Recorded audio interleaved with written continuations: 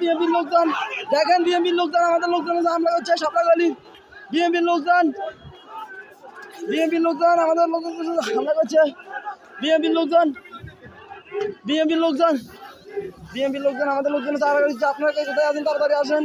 সাপলাগলির লোকজন চালাকি করছে। কে কোথায় আছেন?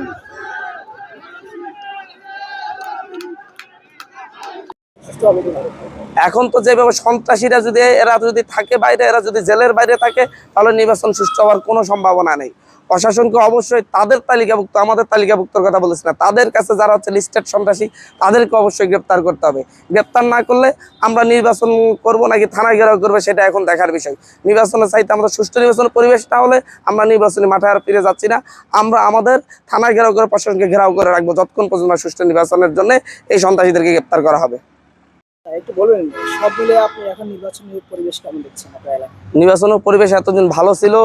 গত কয়েকদিন ধরে আওয়ামী লীগের সন্ত্রাসীরা, তালিকাভুক্ত সন্ত্রাসী, সরকারের লিস্টে যারা রয়েছে, যাদের ব্যাপারে গোয়েন্দা সংস্থা রিপোর্ট রয়েছে যে এরা এলাকায় থাকলে নির্বাচনী পরিবেশ নষ্ট হবে, সেই সকল তালিকাভুক্ত প্রথম সারির সকল সন্ত্রাসীরা এলাকায় ঢুকার পরে নির্বাচনী পরিবেশ নষ্ট হয়ে গেছে।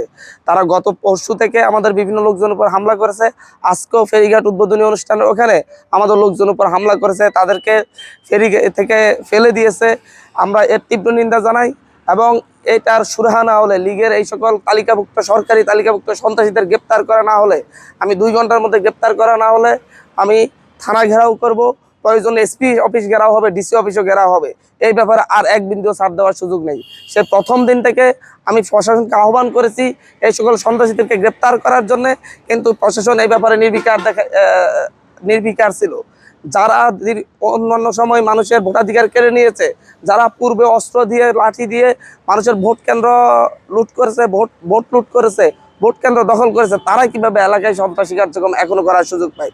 সরকার নির্বাচন সুষ্ঠু করার স্বার্থে তৎকালীন সময়ে 14, 18, 24-এ যারা সহকারী রিটার্নিং অফিসার এবং রিটার্নিং অফিসারের দায়িত্ব পালন করছে তাদেরকে নির্বাচনী কার্যক্রম থেকে সরিয়ে নিয়েছে। অথচ যারা সন্ত্রাসী কার্যক্রম করে ভোট কেন্দ্র দখল করেছে তাদের বিরুদ্ধে সরকার নির্বিকার।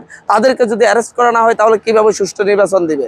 সুতরাং আমি সরকারকে 2 ঘন্টার আলটিমেটাম দিলাম, এই সকল শীর্ষ সন্ত্রাসীদেরকে যদি গ্রেপ্তার করা না হয় তাহলে আমি নিজে একা থানার সামনে বসে থাকবো যতক্ষণ পর্যন্ত না এদেরকে গ্রেপ্তার করা হবে।